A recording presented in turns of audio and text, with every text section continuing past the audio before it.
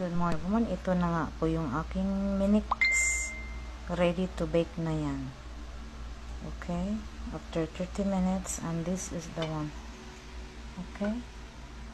Ano na yan siya. I-stem for 15 minutes. But bago i-stem, mag-boil ka muna ng water. Kailangan kulo ang water. Kulong-kulo. Pagkatapos kumulo, i-decrease mo ang water, not too much ang fire. Hindi masyadong malakas, medium lang. Pagkatapos kumulo ng tubig. Pero ang ginawa ko, nagpakulo na ako muna ng tubig. Tapos saka ko ilagay doon. Tapos ito ang gagawin ko dyan. Oh. Ilalagay ko yan.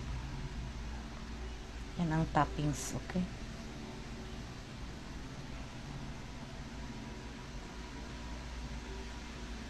Yan ang tinatawag na photo cheese. Alam mo, bago ko to ginawa, ang dami muna ako mga trials kasi hindi mape-perfect. Hindi ma-perfect hanggat sa nakuha ko na ang perfect na timpla. Okay, ganun lang yan. Tapos mamaya, after 15 minutes, i-stem. Ano na yan siya, luto na. Okay? So, ganun lang. Maano nga lang, matrabaho. Siyempre, ang mga cheese, ikakat